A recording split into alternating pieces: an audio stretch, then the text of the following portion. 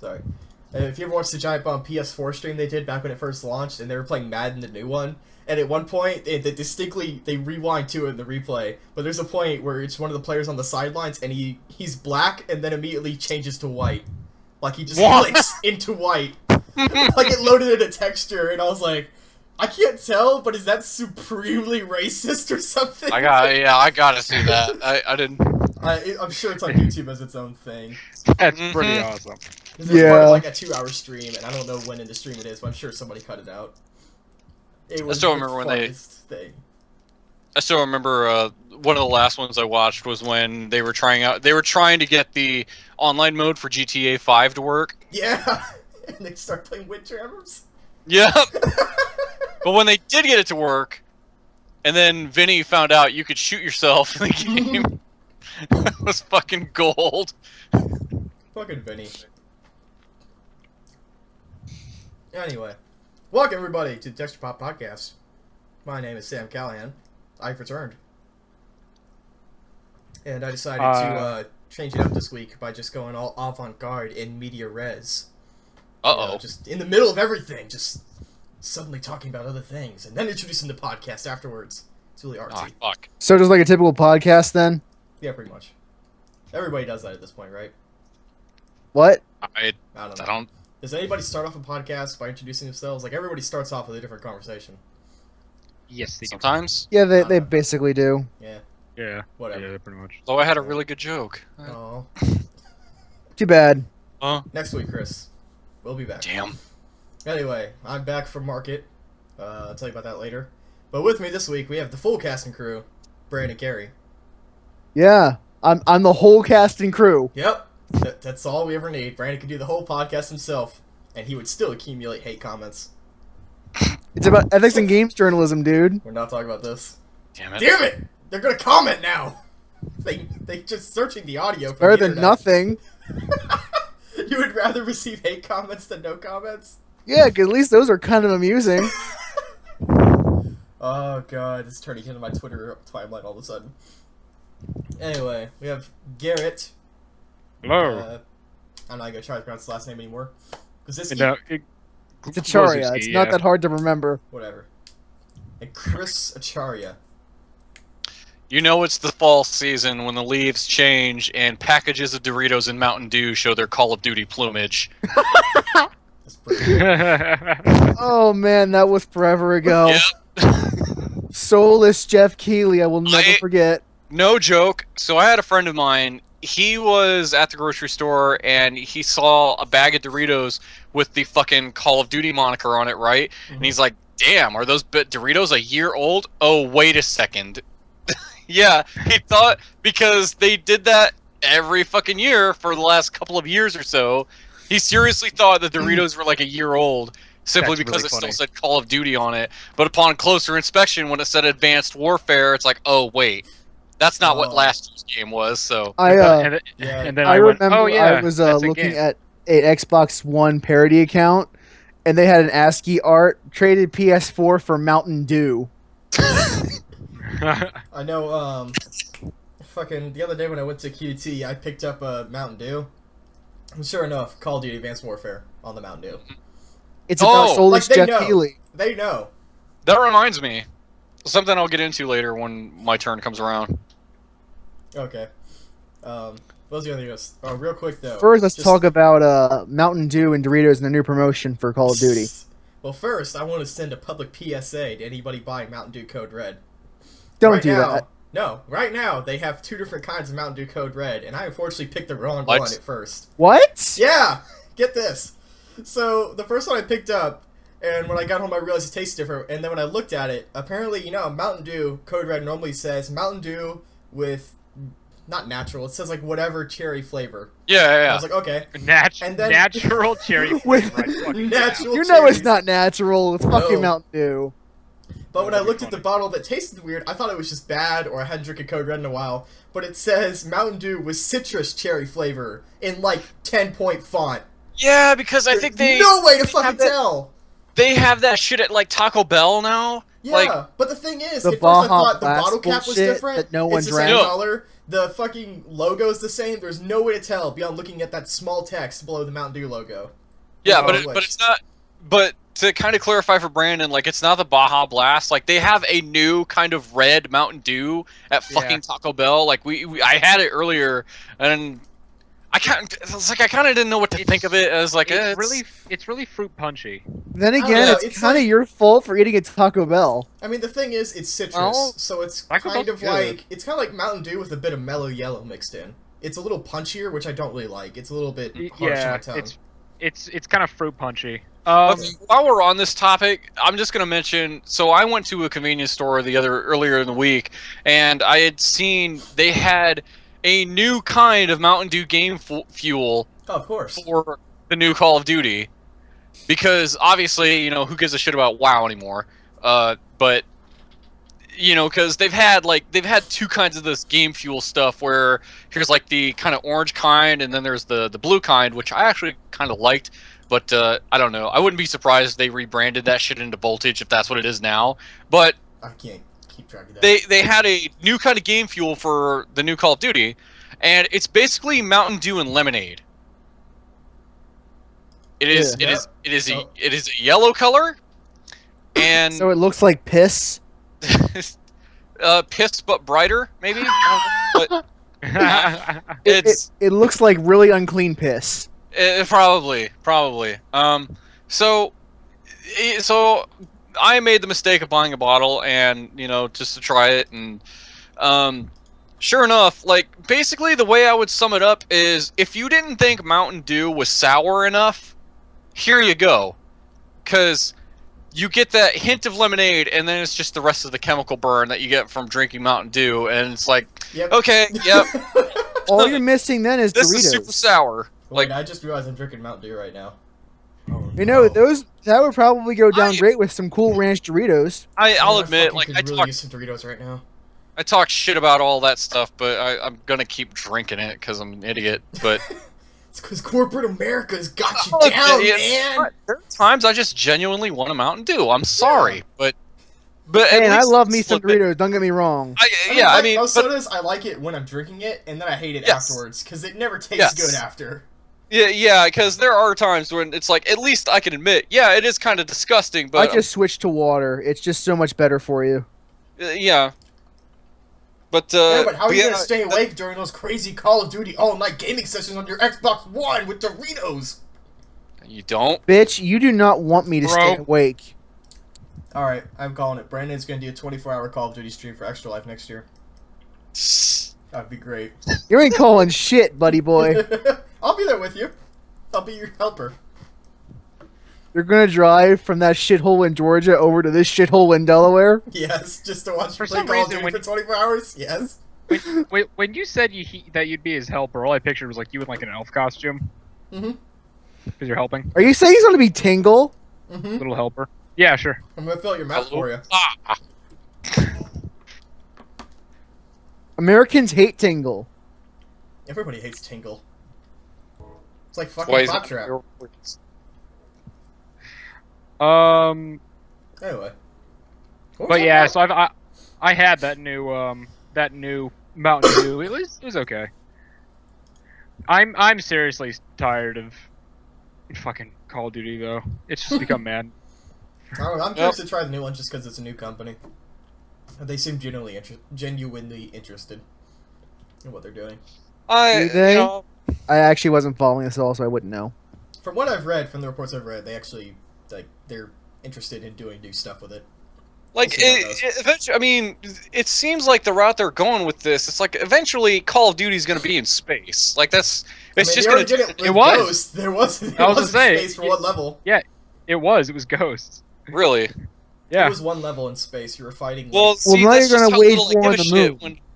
when an entire level in space was in a Call of Duty game, and I haven't really known or cared to know. You know what's funny is that fucking Super Bunny Hop, a YouTube channel that I'm sure you guys know about, but viewers. I've seen a couple of his. Yeah, he did a video on Call of Duty Ghosts where he talked about how he researched guns in space, and it's actually really interesting. Huh. Yeah. Interesting level. I apologize. I have a bad cough still. Anyway, You should feel bad for being sick. Fuck you for being sick. Fuck all of you. Wow. Jeez. This is what I come back to after a week away. Anyway, Garrett, what have you been doing? I don't want to talk to you. Let's see. What have I been up to? I went to a few things around campus today. That was pretty cool. And then I went and saw Gone Girl. Ooh, that's I've heard some interesting things about that.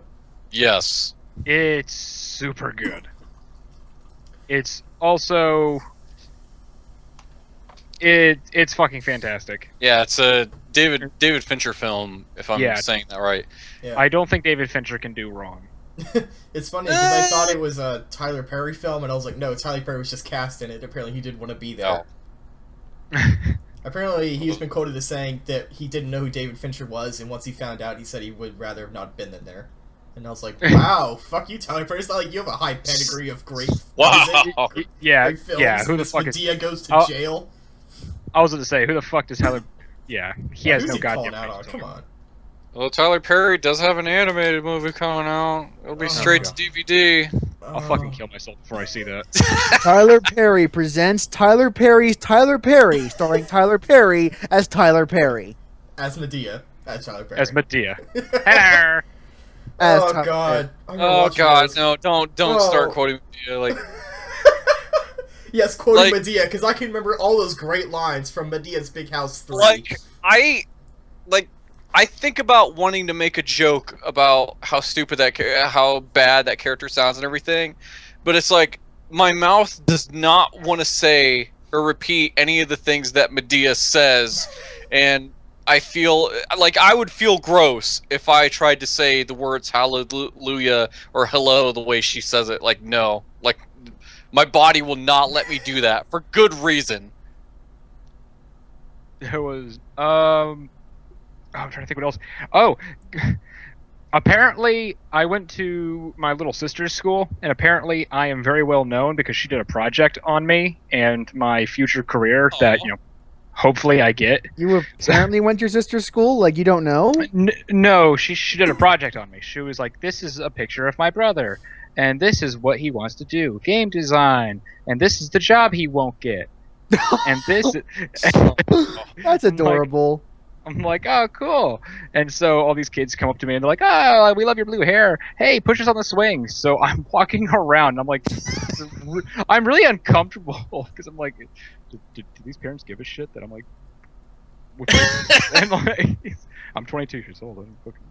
And I'm sitting here, I'm pushing these kids, and they have these weird poles sticking out of the ground, and kids sit on a little seat on the bottom of the pole, and then it's curved so somebody can be spinning it. And I was spinning it, and this kid's like, faster, faster! And I spun it so fast, the kid fucking let go and like flew off. Oh, jeez. Oh, shit. That kid was spinning, and then my little sister, she was spinning so fast, she said, time out, stop, and she fell over, and then she put her jacket around her and was like tying it to the pole so she would stay on. It was funny, but like I had like a line of kids want me to push them and stuff. It was cool. I was like okay. Wow. Yeah, I was like, I know how my dad feels. Garrett's good with the youngins. Yeah, I was like, I know how my dad feels. My dad actually had my dad and I went to this place, Spring Lake in North Carolina, or Smith Lake, and my dad would do this thing. I'd be like, throw me, and he'd pick me up by the arms and spin me around really fast, and then just let go, and I would fly off and land in the deep water. And these kids, random kids, would just walk over, and like Dad would have a line of kids wanting to be thrown. And my dad's like, is it okay if I do that? And he's like, Garrett,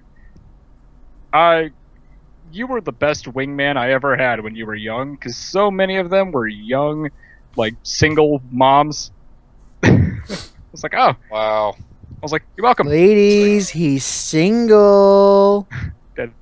It's true. It's like, you're He's welcome. got that He's face like, that thank people you, like. son. I'm like, you're welcome, Dad. So, but yeah, so that was great. And let's see. Been playing some League. I'm trying to get into I'm trying to start using Udyr. a bit. Udyr is a really good jungling champ. A lot of popular League of Legends like Twitch streamers like Trick2G are known to main him. So I'm trying to pick him up, and I'm actually doing pretty good with him so far. I've heard they had some Halloween costume skins come out for yes a lot of dudes in League. Yes, for the Harrowing.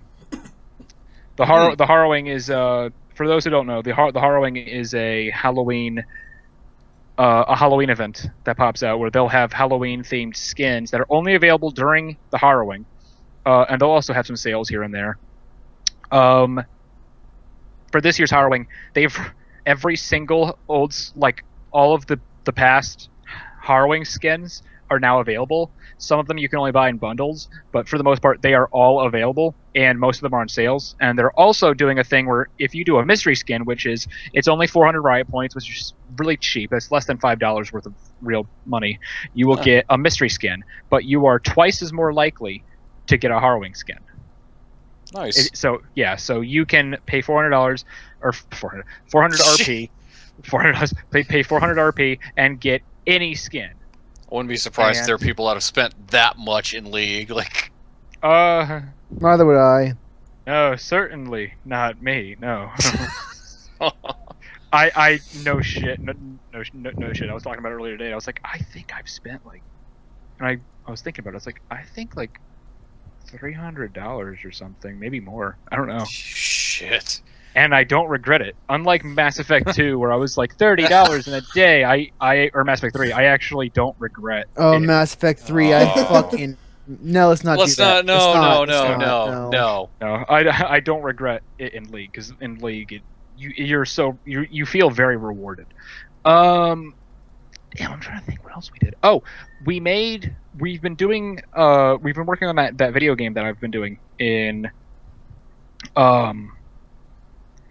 game, yeah, but my second class, which I can't remember the exact name of it, but we're making a game in there, and I came up with the idea of, I don't know if I've really elaborated on this, but I had the idea of, because someone messed with my hat, and I was like my hat's like a switch, and then because he was trying to switch it back and forth, and then I went, holy shit, what if that's a character? And so I made a character called Redox, which was a name I was going to change my name to for League. So that became the character's name, and it's going to be a isometric game where you jump on platforms of the same color only. And then as soon as you do, you have to jump off them because they're going to disappear, and that's how you get points. So you have to jump on certain blocks and then shoot enemies on your way down. And I thought, oh yeah, that'll be cool. And your character, when he's you push the S button, so when he's and that makes his hat face forward, and his whole body type is blue. And then he can't shoot, but he gains energy. And then when you hit S again, his hat is backwards, and now he's red. Now he can shoot, he can fire, but he's losing energy. So you have to be constantly switching back and forth. Makes sense. And the teacher really liked it. It's like if Cubert met Ikaruga. That's like, yeah, almost. Yeah, teachers like, that sounds fucking cool. I'm like, yeah, and it can be an iOS game, which are very popular. So yeah. I'm trying to get into Magic: The Gathering, which should be fun. Yeah, I would go with those $10 games that they've been coming out with the last couple years, the Duels of the Planeswalkers. Yeah. Those seem like a decent introduction into that, as well as the fact that $10 for a game is a hell of a lot better than spending the hundreds of dollars that people buy for those fucking cards. I've seen people. There's a reason I stopped playing Yu-Gi-Oh! A long time ago. When I was younger buying traded. cards, my dad's like, why are you paying $13 for a piece of cardboard?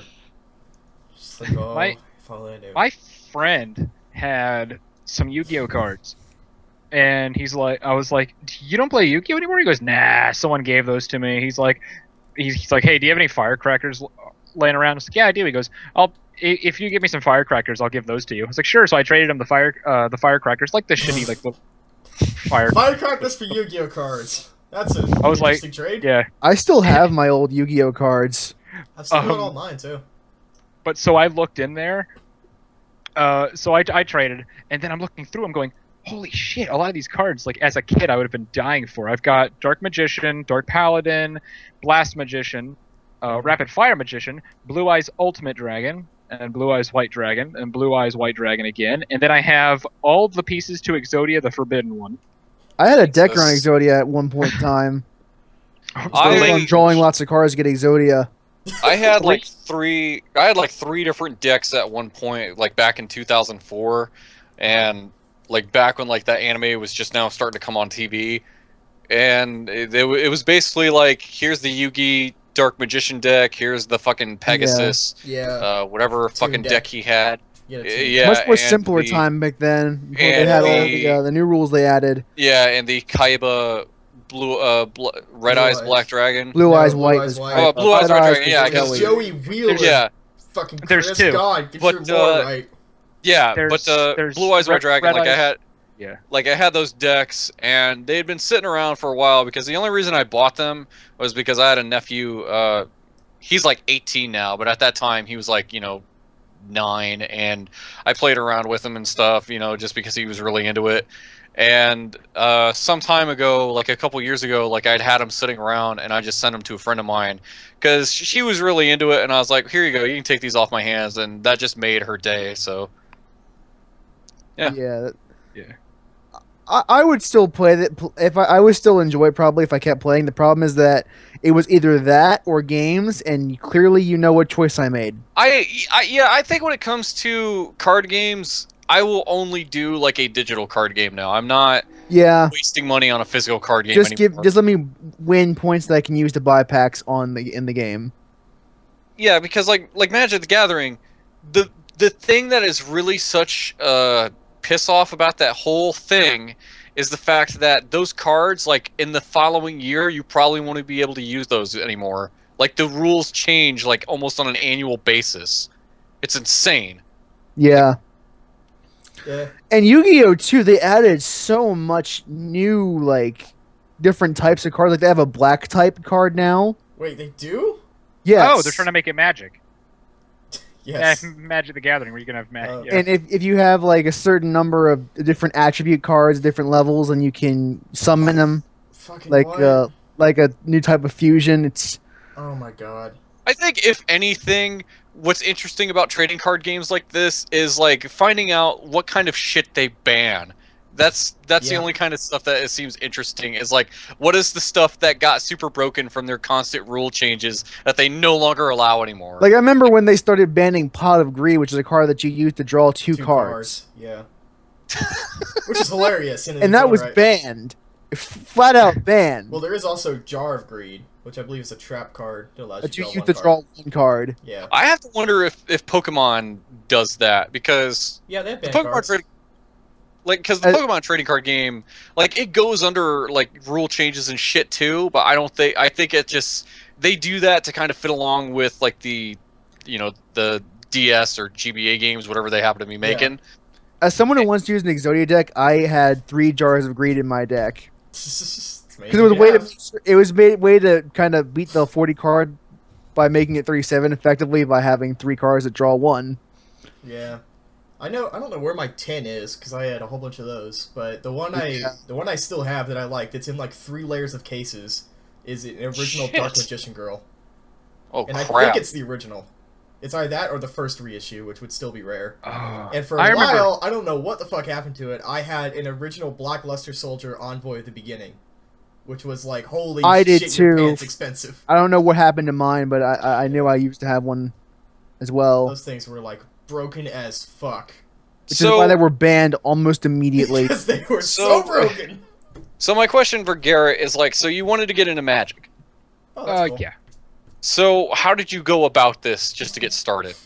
Well, there's a Magic the Gathering game on Steam, and one of my friends plays it. So, and we're on a shared. We're not on a shared account, but we have like the family beta thing where you can play someone else's library. Right. And downloaded it and I haven't played it yet, but I'm going to.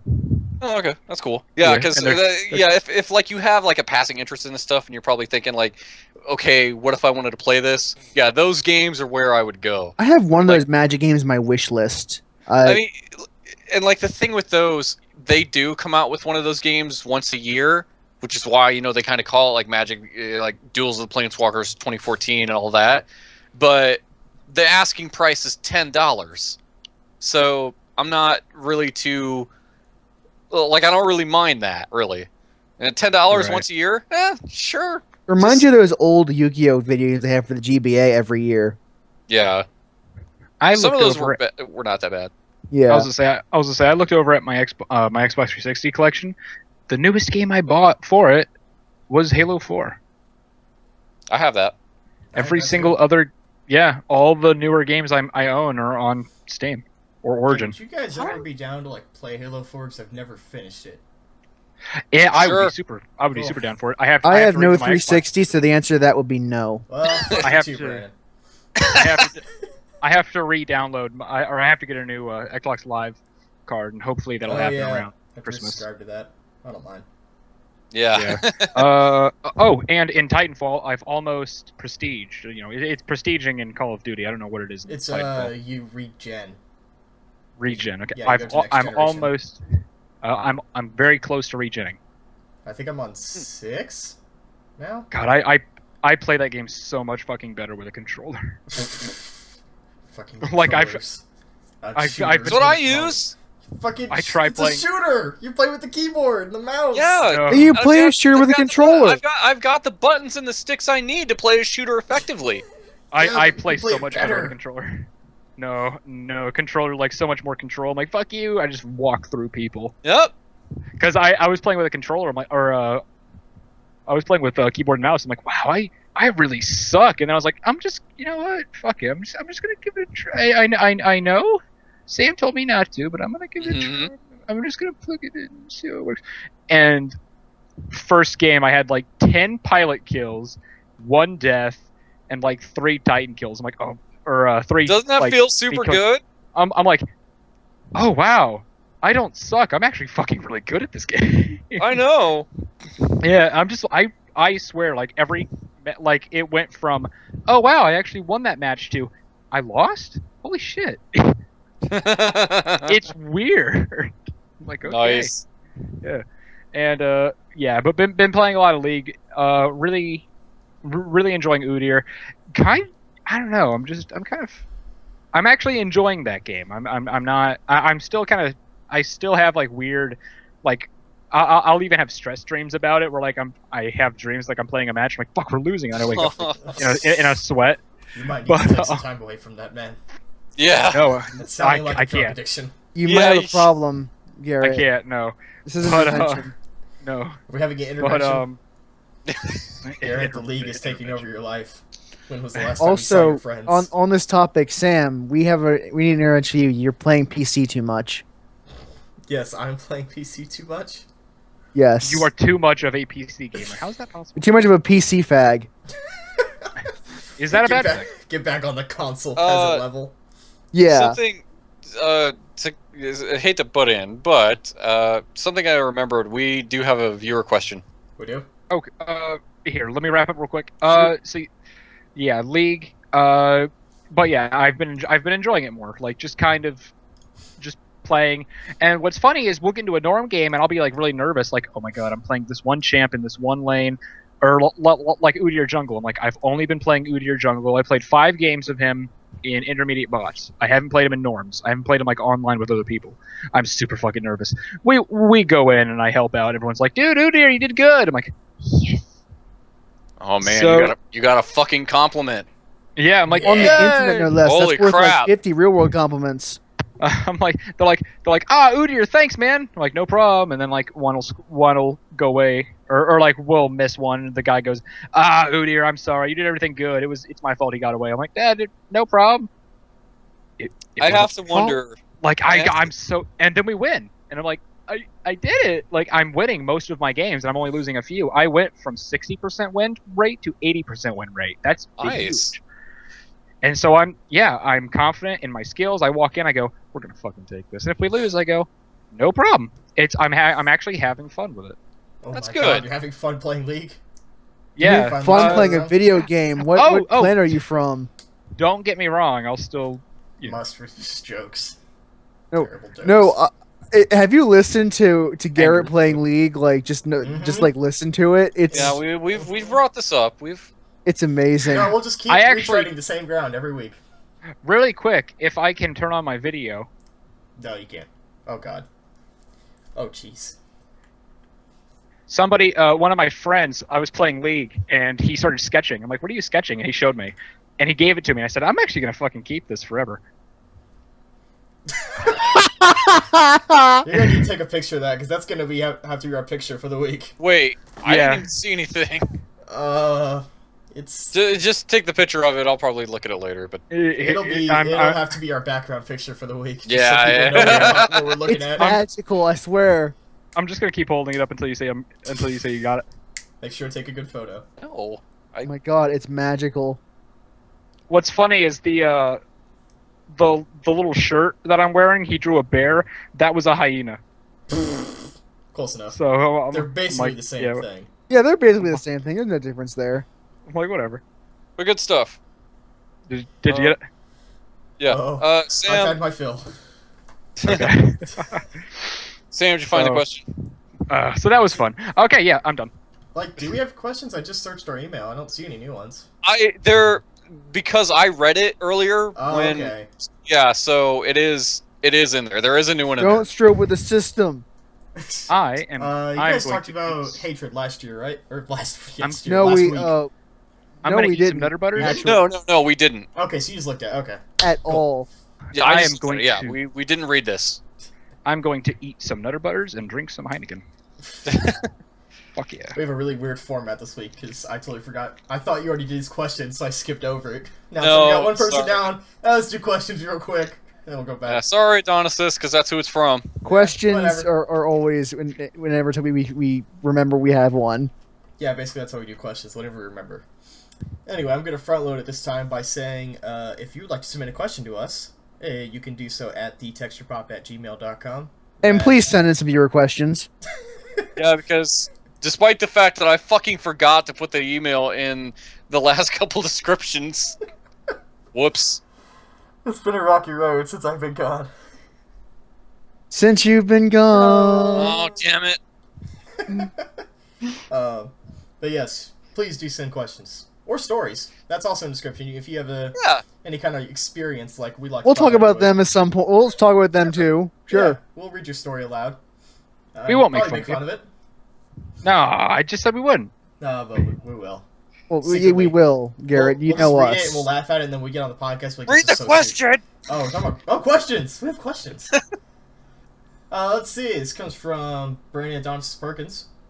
I just looked at what his email is. That's pretty funny. I'm not gonna read that out loud. He says, "Hey guys, glad everything seems to be back to normal. On to the questions. Have you guys heard about the controversy over the reveal of the indie game Hatred? Apparently, it's a very disgusting, literal mass murder simulator that's apparently made by a group of Polish neo-Nazis. Well, that's lovely. Whoa. I'm looking this up. I never read that they were neo-Nazis. but I do didn't the know. Polish I didn't read guys. that either. I think No. that might be an exaggeration. I do this know was the the Polish. first time- That's confirmed. Yeah, this was the first time I had heard of this game. And Oh. See the trailer? Yeah, it's funny Yeah. is that most sites haven't covered it, and judging by their Twitter, which I've been reading, they've said that they just don't want to give it attention. I don't either. Because the Yeah, developers that's- literally said they're doing this for the attention. yeah, I would say Because it was kind of sickening when I saw it. Honestly. Yep. I haven't watched Yeah, the I trailer, would but I've say seen it. not even Sounds not good. even gonna bother with it.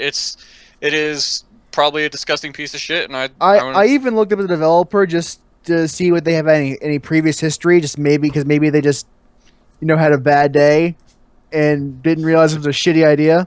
Mm-hmm. The This is their trailer can first be- game, so of course there's no record of them ever doing anything beforehand. Of course. no. The game is from Polish developer Destructive Creations, which seems to be a pretty accurate descriptor of the game itself. The Yeah. trailer is found here.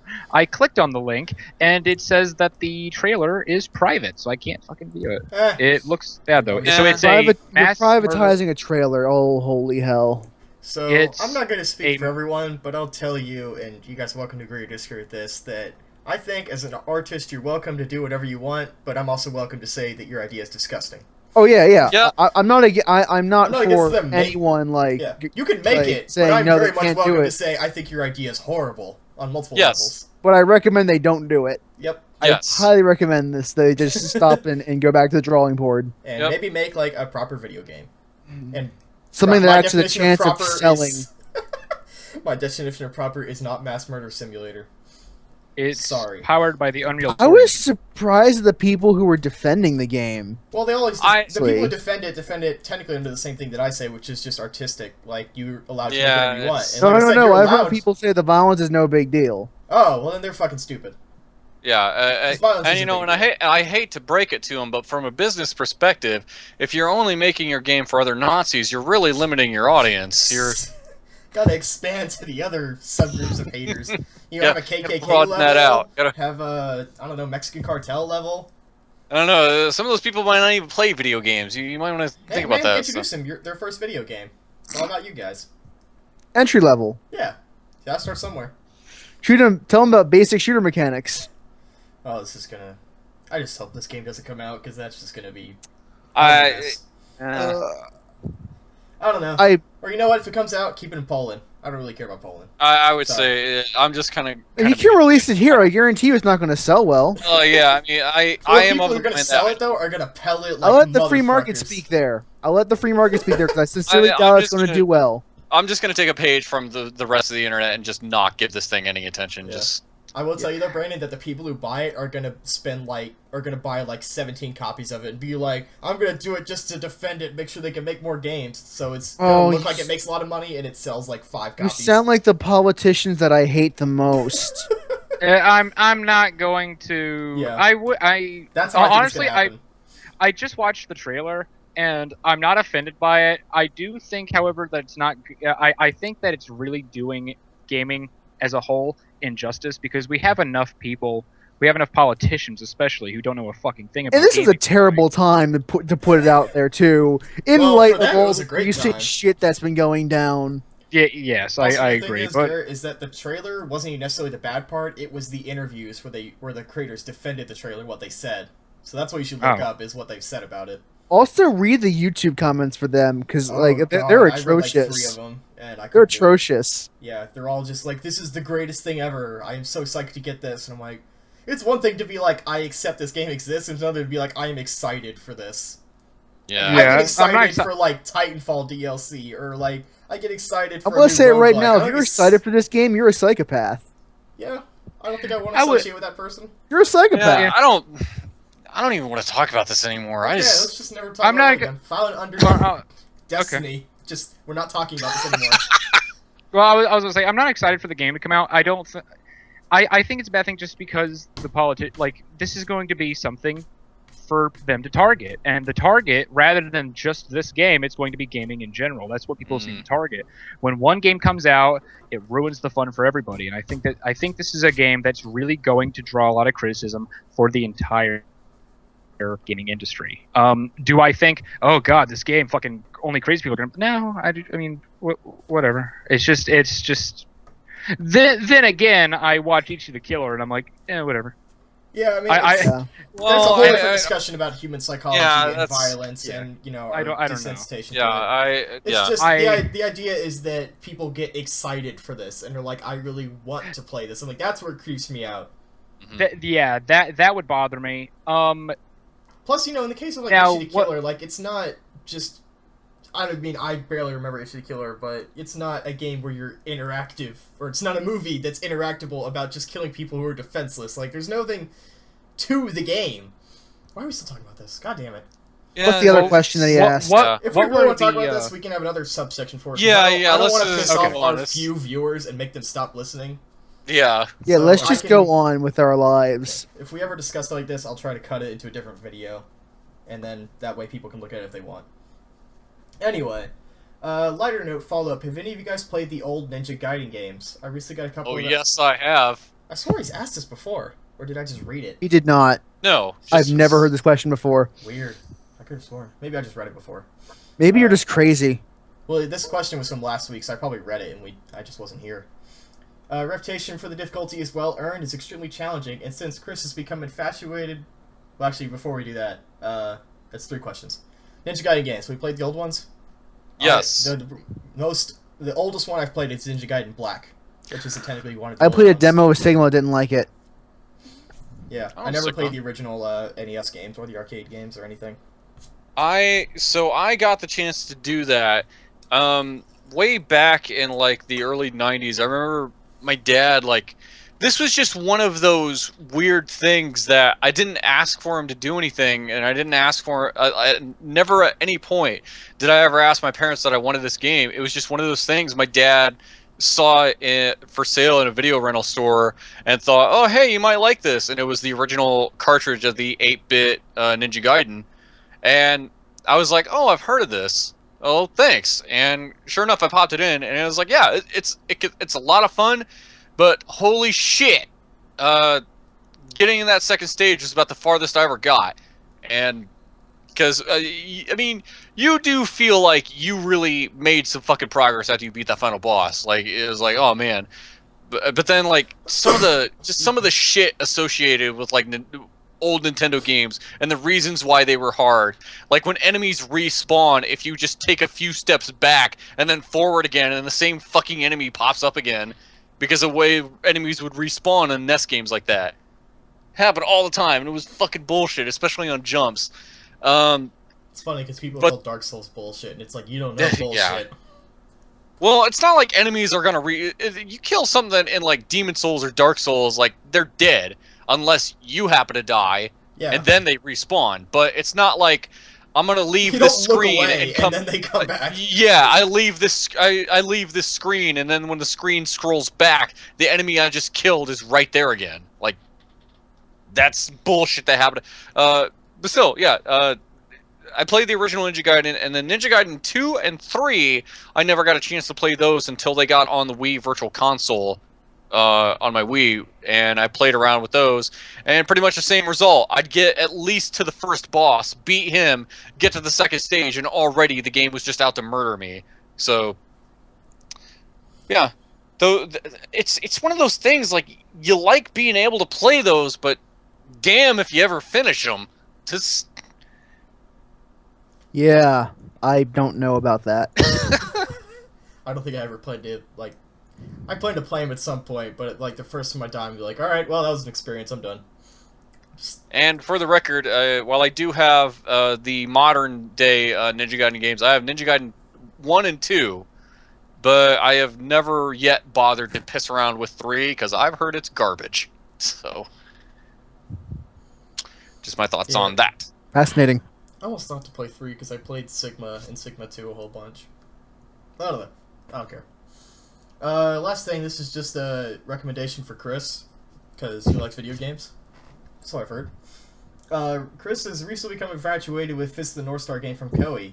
I wanted to let him know that Arc System Works, the guys behind Guilty Gear, Blaze Blue, and so on, also made a Fist of the North Star fighting game back in 2006. It's gorgeous. Yep. Give it a look.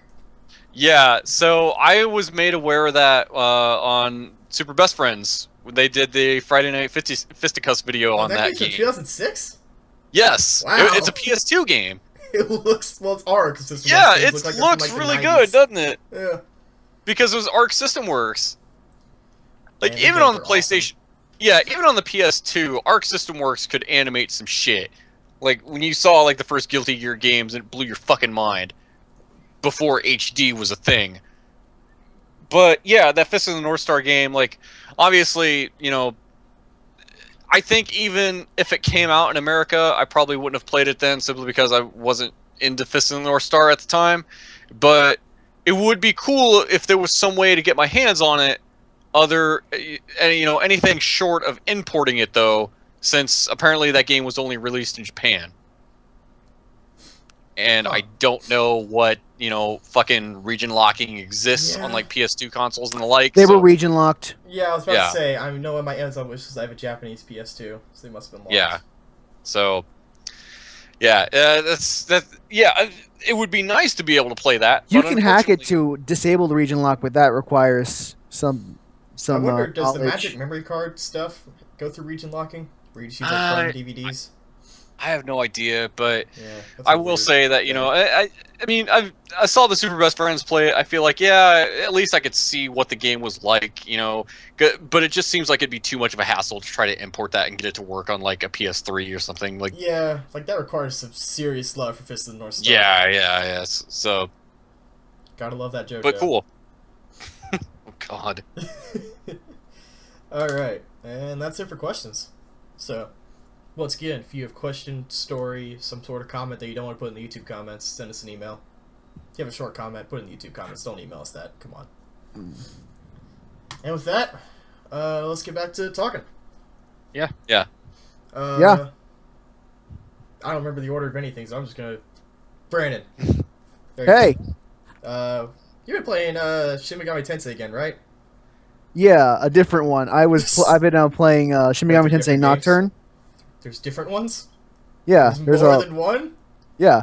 So do you play as a high schooler trying to solve a murder case inside a TV? I think this is the same game he's been talking about for like the last 3 podcasts. I talked about it just last week. Only last week. Holy shit. I'm pretty sure that all the games Well, are the same. So we've been excuse talking about me it since if I- episode 1. You can no longer tell the difference between these fucking things. They're all high school kids. There's always demons. There's always some dude with a big nose. There's always TVs. Always Well, murders. There's no guy with a big nose in Nocturne, actually. Well, fucking Destiny probably Or has that. TVs. Well, why the fuck am I playing it then? Because it's really difficult. Yeah, but can I get thrown into a TV? No, but you can climb a tower. That sounds fun. How many floors are in the tower? 666 because symbolism. Because religious symbolism. Did they also have inverted crosses on the walls? No. Or pictograms? But things glow red. Oh yeah, red's the color of the devil. Because the kids are down with the devil.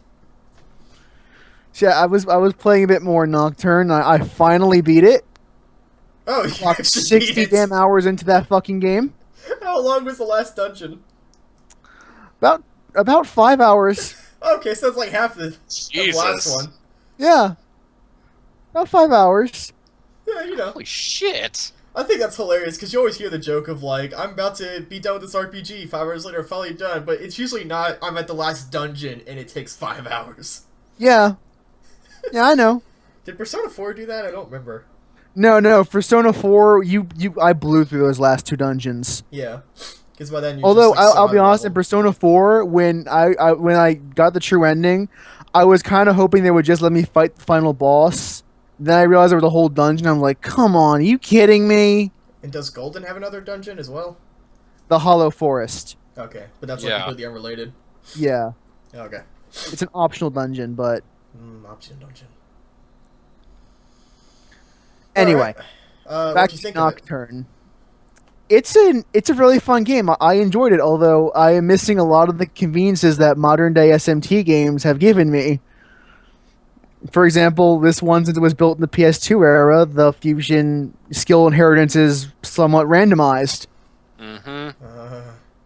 and that was a bit of a pain in the ass. Another thing is that in a Digital Devil Saga, when you learned a skill, you could just equip it and you could de-equip it at will. In Nocturne, if you learn a skill in your main character, it's like you're like a demon. So if you don't learn it, you lose it forever. If you don't put on your character, so you have to basically decide the order of skills you learn as well as like Oh the man. the skills themselves you keep. It really doesn't help that my only reference point for SMT is Persona. So when you say stuff like that, I'm like, that doesn't make any sense. Oh wait, there are other SMT games about Persona. Yeah. They have different systems. Come on, you're the Japanese guy. You should know this shit. Wait. I'm not actually Japanese. I'm the person you're who likes not. Japanese No, stuff. he's just a fucking weeaboo. That's what he is. So I don't want to be Japanese. Therefore, I'm not a weeaboo. I like to watch the anime. The anime. There is only one anime and you watch it. Yep. It's called Orewa the Twin Tails. I want to be the I Twin have- Tails, and it is so bad. I now have a Netflix, and I've actually put Kill la Kill in my watch list. I because fucking hope it's not a There- dub. I don't know what it is. It's probably subbed because I don't know who would bother to dub it. There was a great I- video on YouTube called "What if 4 kids dub Kill la Kill?" and it's like the two characters are a hot dog and a hamburger, and they're talking about bullies. They're like, you gotta stop bullying Ryoko. He's like, I am Satsuki the burger, and I will say harsh words to you. So Shin Megami Tensei Nocturne's a game I was playing. I want to talk about Kill la Kill. I like that show. I don't care. What if they added Kill la Kill DLC to this PS2 game? Trying to keep these short, man. Although, you remember when I was playing Digital Devil Saga, I told you there was a really overpowered skill that gave you MP while you walked around the environment? Yes. No, That was in Nocturne too. Oh, great. Great. Which basically, and the thing about Shin Megami Tensei games is that resource management's always been a big thing. You got to make sure that you're not overusing all of your magic, even though that's the only way you'll win a lot of battles. That's not a problem anymore then. But if you have a skill that gives you MP as you walk, you essentially break that loop, so you don't really worry about battles anymore. And they're not random encounters, right? So could you? They are. They're random encounters. Okay, but do you just run in circles to start gaining MP back, or is it just walking? You know around how using in a lot of SMT games they have the moon that changes phases it was from in Persona 3. from new moon to full moon. Well, that in most SMT games it happens gradually as you walk around the environment, and every time the moon changes phases, you get MP. Okay. I literally the only SMT games I've played are Persona 3 and Persona 4, so. You need to broaden your horizons a bit, dude. No, I'll just keep playing the same games and watch the same anime. Although, be warned, they are pretty hard to start out with. They get easier as you go on because you learn more skills and get more demons. But they're really hard to start out with. I'm still gonna keep. I can't help but feel like that's almost kind of a trend. I mean, I will say that the time I spent with Persona 3, I never really felt like I was coming up against some boss that made me rage quit. Then again, I only put 3 hours into it. That's in RPG parlance. That's like you played for 10 minutes. In RPG parlance, that's the equivalent of playing for 10 minutes and saying I don't want to play. Yeah, I know. But you were still when I got to Persona 4, the motherfucker Yukiko, I was like, that was when I said no, fuck this game. And I will say though, with Digital Devil Saga, I actually got a considerable 10 hours into that game before I just lost interest in it and did something else. Oh, and Nocturne has one of those wake up boss fights too, called Matador. Oh fuck. Funny thing is that he was only added in he wasn't in the original version. He was added to the international versions that were that added all the extra content, and he was one of the new bosses they added. So what? Out of curiosity, what was the final boss? God. Of course. Oh yeah, no. Of course. Well, one of the wasn't avatars 3, of God, to be exact. Where's my M Bison video? I don't have the link on me. I already said, of course. Basically, you gotta turn around and be like, of course. I explained last week how the whole thing is that. Know it through your presence. Of course. You I explained last week how the whole premise of the world came to an end. Now you had to figure out how to make the new world. Yes. Wait, are we talking about Spawn again? No. It's the same concept. Well, yeah, but Nocturne, it was the whole thing. God wants to remake the world because screw humanity. Okay. I wasn't here last week. And Lucifer makes you into a half demon and help you survive in the apocalypse. Okay. Right. These nutter butters. Actually, I think this is one of the games on my Amazon wishlist because I remember looking at that. Ooh. Yeah, it probably is. Yeah, I remember I bought the character art. It's pretty notorious amongst RPG enthusiasts. It was, it got really great reviews when it came out, and I just remember, after the PS2 had kind of ended its life cycle, that was one of those games that was really fucking expensive really quick. Yeah. And then we get on PSN made super cheap. Yes. Shattered the whole market. Buckled at the knees. Fuck them. Yeah, $7. I don't give a fuck about you collectors and saving money and that shit. Just play your damn games. And the game itself, like I said, the world ends. You got to figure out how to rebuild it, and there are 3 different characters in the story. There's a very small cast. You'll be able to count them on your 2 hands. And these 3 characters each have their own quote reason, which is their philosophical beliefs that they want to use to build a new world. Okay.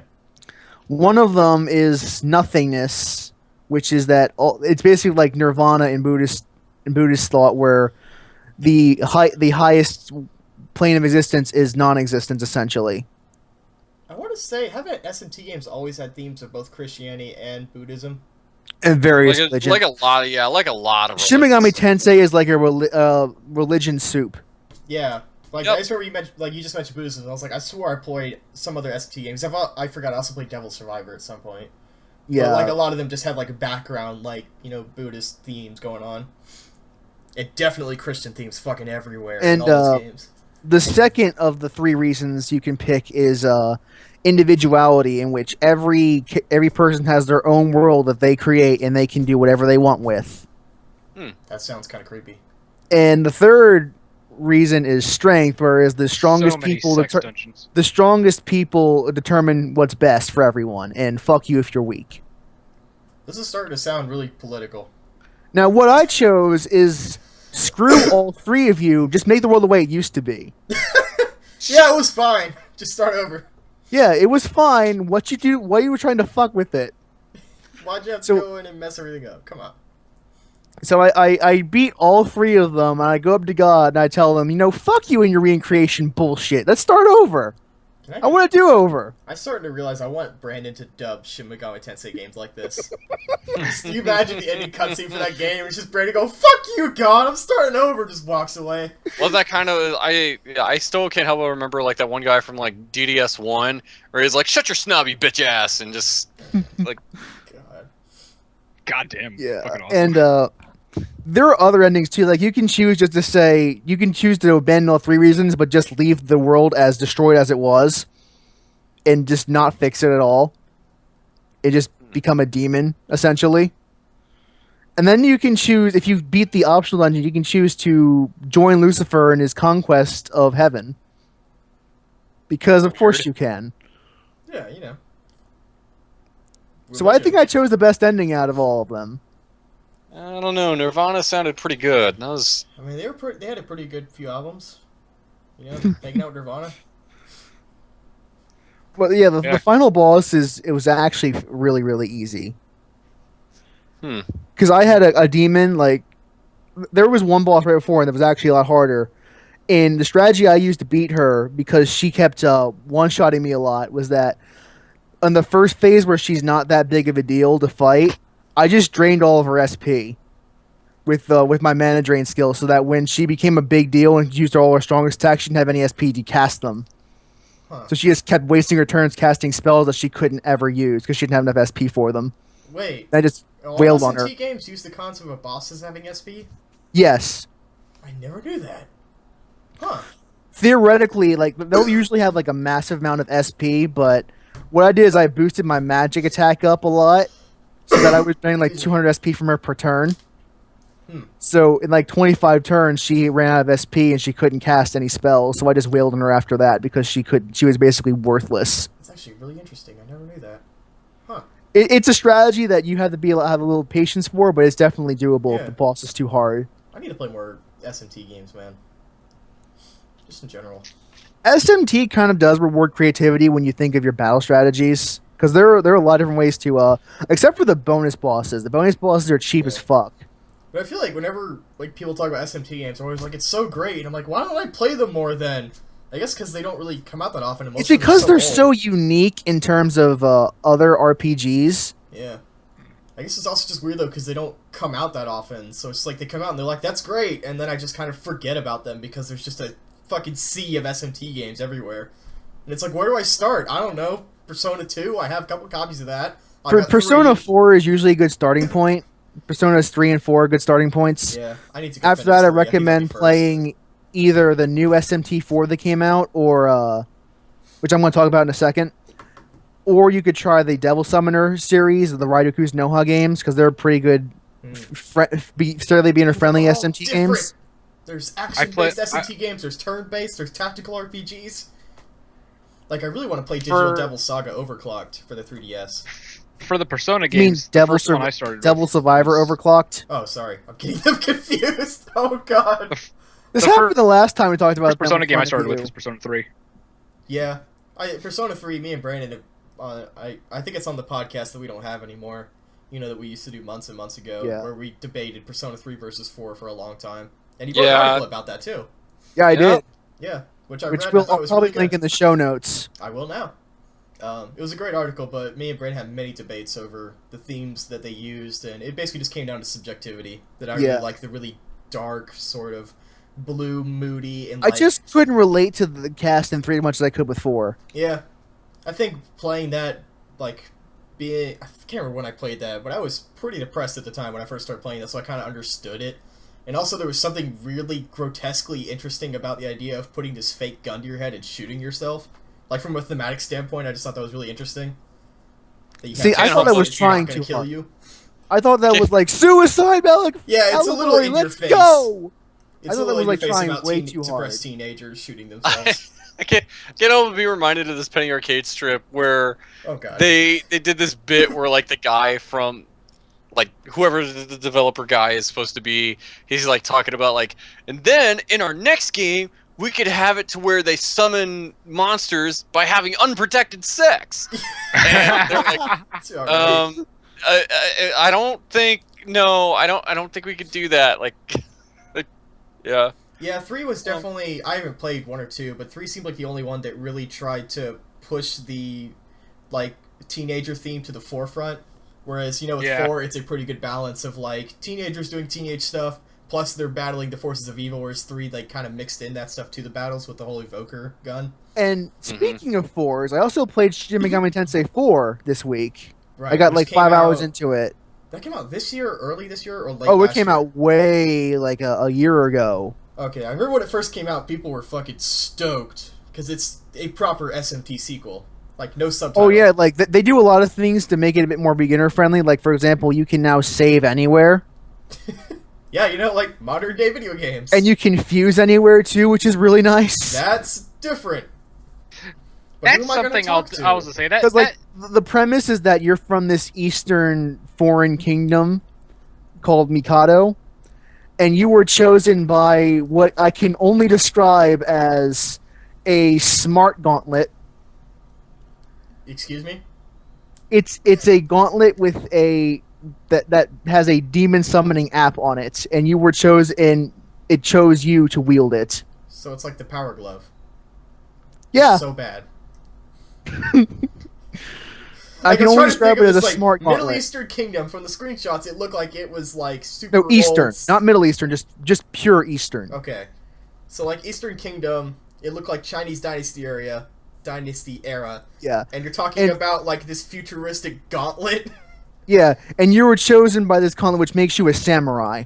So is it like a piece of metal, or does it look like a modern day tech glove? It looks like it's like a metal gauntlet with a digital readout, like in a Okay. like a space, like the So like it a looks like it came space from gauntlet. goddamn space. Got it. That's something. I'm hold on. Where's my DS? Let me just go purchase And this. you use this gauntlet to help you negotiate with demons, join and fight against them, and have them join your side, etc. And there's a sprite in it called Boros that handles most of like your any functions you really like need outside of battle. Like she'll handle your saving and your fusing and all of that.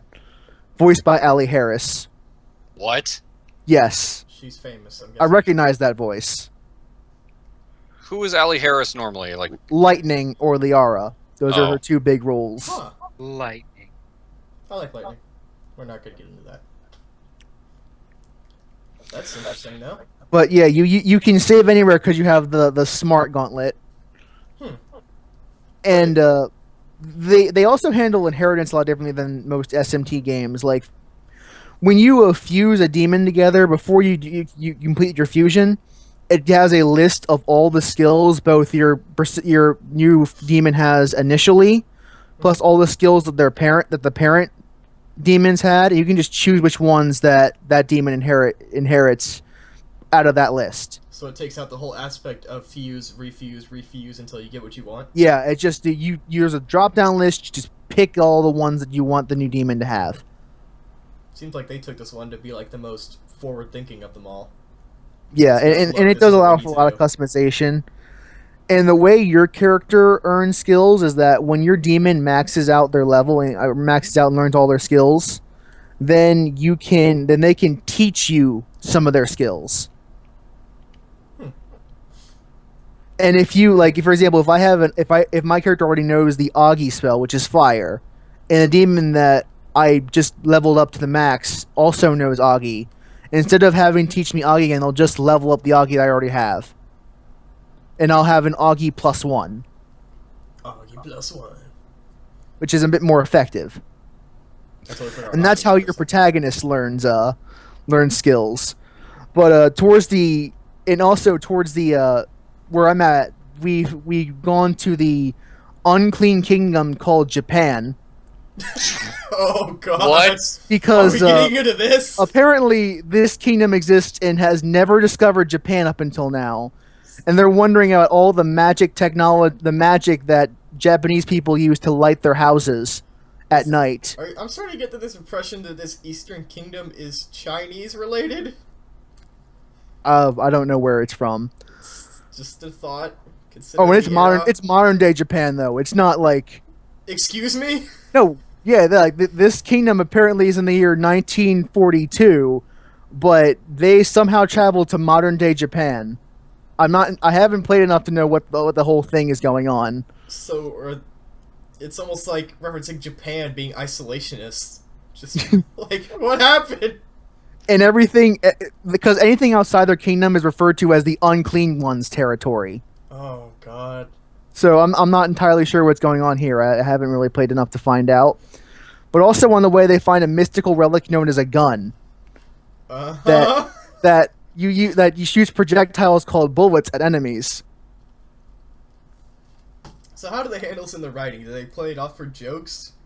Like, oh look, he doesn't know what a gun is, or is it like super serious? Like, what? Well, they play it completely straight because these characters have come from a world where this stuff doesn't exist. Yeah, I was just curious because the Persona games are a little more lighthearted about that, but this is not a Persona game; it's an SMT game. Yeah. And so, like, your character has just not only his sword attack, but also a gun attack, which does piercing damage. Huh. And plus all the skills that his demons teach him. Are the SMT games still first-person Etrian Odyssey style dungeon crawlers? The early ones were. The ones I have played are not. Okay. So, how does movement interaction? Is it all third-person based? Yeah, it's third person. You wander around the field. Unlike other SMT games, there's no random encounters. The enemies just spawn in the field, okay. And if you see them, you can attack them to get a preemptive strike. Okay. And if they hit you first, they'll get the advantage. Are battles in first person? They are, yes. Okay. I'm trying to remember what I saw of it last year. All right, now I got an idea. Were you here when I described the press turn system before, Sam? That sounds familiar. I don't remember. Because it's also in SMT4. Basically how it is that you start off with one turn per character in your party. That includes yourself and all the demons you have in your main fighting force. And every action, of course, expends one turn. If you attack an enemy and exploit their weakness, you only spend half a turn instead of a full turn. If an enemy nullifies your attack by either having a elemental shield up or by their innate resistances, you lose 2 turns instead of 1 turn. If the enemy absorbs or reflects your attack, you lose all of your turns. Oh, I like my turns. So the objective is kind of just like to exploit enemy weaknesses so that you can keep as many turns as you can before the enemy gets their chance to attack you. Because in this game, it's an SMT game. Like, they have a lot of convenient stuff, but it's hard. For example, I died in the very first random encounter. How disheartening is that? Like, first battle, you died. Oh. Jeez. And I had another encounter where I got ambushed by an enemy, and he used Flame Breath, took my entire party dead, and my protagonist was down to 1 HP in a single attack because one of my guys was weak to fire, which gave him an extra turn. That is just disheartening. But yeah, it is an SMT ass SMT game. Don't expect, just because you have all this convenient stuff, don't expect it to be any easier. You will die, and you will die a lot. Jesus Christ. See, anyone who plays an SMT game, just be warned, you will die. And you'll die a lot. I don't remember dying much in Persona, but I'm guessing those are the easiest Oh of yeah, the bunch. like, Persona 4 in Persona 3, they're SMT lightweight. So you're not really Sorry, selling SMT. me on these things, man. If Persona 4 was the lightweight game and that made me rage quit, then these other games can fuck off. I'm I played sorry. Dark Souls. Persona Let's was fucking do designed this, to be bro. entry-level SMT. I'm not joking. That was the original intention behind that entire franchise. Yeah, Persona's like, hey man, you should try these SMT games out. It'll be nice and fun. You get to the next one, it's like, prepare to die. Like, oh god. You will die. Like I told you in my Nocturne playthrough with the times when I like played for an hour, got hit by a Mudon by an enemy and got really pissed off and just rage quit for the day. Yep. Yeah, I'm definitely going to do that. We Technical are difficulties. experiencing Anyway. technical difficulties. It'll just Please be a- stand There'll by. just be a beep with technical difficulties on the top. Maybe some mariachi music in the background. Anyway, thing I was gonna say is, speaking of difficulty, I'm downloading the Etrian Odyssey demo, which I've heard those games are notoriously difficult, but a friend wants me to play it. So you want to ask me a question? Was I gonna ask you a question? At what You point? said speaking of difficult, you're gonna ask me something. No, I think I was gonna tell you about Etrian Odyssey that I was downloading the demo. I don't remember if there was a question related to difficulty. All right. Yep, sounds cool though. Yeah, I think I'm gonna so check that that was- game out. So that's basically like if you want to have adult hard RPG, SMT is probably going to be up your alley. If you want something that's a little bit more difficult than the usual RPGs out there. And that's all I had to say, except I watched the X-Files season 2, and I have nothing to say about it. So let's move Yeah, on. we're not getting into that. Let's move on. All over again. Nope. All right. Well, thank you. Who's next? That would be Chris. Hey, You've been playing video games. You've been playing Wii U games. I have. Yeah. I've been playing. While I have been sporadically going between a few of them because I downloaded some GBA games, but I haven't really spent a whole lot of time with them. But the big one was Hyrule Warriors. Right. Holy shit, has that one got its claws in me because Mhm. because I was one of those people. I mocked Dynasty Warriors as a series, and I never tried them at all. I was like, just a button it's masher. too repetitive or whatever. But at the same time, it's like that was the kind of shit I used to love when I was growing up. Fucking Final Fight and the number of other beat 'em ups that got HD re-releases over the last generation, but. And like some of the stuff I think about when people bitch about like, oh, you're just hitting one button. You know what I started playing games on? An Atari 2600. You want to know how many buttons that had? At least One. One fucking button. That was the only button you had, and it was all you needed. Unless you had And to people plug in a wanna second bitch. controller. Yeah, and it's like, when people bitch about like, oh, you're just hitting the same button over and over again. Well, how many buttons do you want to push, asshole? Like, I want to push a button and something awesome happen. yeah, but how many? I think like, to rephrase that, I think Chris is trying to say, would it be any better if you could puch multiple buttons? Yeah, Not really. yeah, exactly. It wouldn't increase the But, quality of the game. And I will say that playing Hyrule Warriors, it's there is some because the only other like Omega Force Dynasty Warrior-esque game I played was Fist of the North Star, which there were. Playing Hyrule Warriors, I could clearly see that there were some design choices that they went with in the control scheme and how things handled specifically for Fist of the North Star. So it's not really representative of what Dynasty Warriors is usually about. Because playing Hyrule Warriors, holy shit, things felt a lot tighter and more responsive, as well as, it was still kind of the same spiel of you've got these couple meters and you could do a big old massive attack, take out like 100-some dudes and, all that good shit. And you're still, mashing away buttons, but, you can mix it up and there are all kinds of different crazy-ass combos you can unlock. So the combat always did feel pretty interesting to me, as well as, just making progress and unlocking shit. And oh god, is there a lot of content in this game. Holy shit! That adventure Like I had mode, linked, huh? yeah, I had linked you guys to the completionist video. That one video gamer, funny guy. Saw his video and he talks about like all the crazy shit that he did to unlock every single fucking thing in that game, which I know very damn well I will not do either because I don't have interest or don't have time. But there is some stuff that I know, like I know better to shoot for. Like I want to get at least the characters. I think there's only like 3 characters left that I haven't unlocked, and that involves going into some of the other modes, which I haven't explored too much of yet. But I at least completed like the main story mode, which is called Legend mode, and that's really only a small part of the game. There's a lot of other shit to do. But Legend mode, I'm probably going to be repeating some of the stuff that Yahtzee had mentioned in his review of it, but I just kind of laughed at like what this game has as a story, which is basically like there's this sorceress Sia who like watches over like time and space and shit, and she gets a crush on Link, so she does all this crap and raises an army so that she can have the hero to herself because she wants his dick. So That is adorable earrings. yeah, and the whole time you're like, oh, is she the main villain? But there's somebody behind the scenes. I bet it's Ganon. Is it Ganon? Where's Ganon? Yeah, there he is.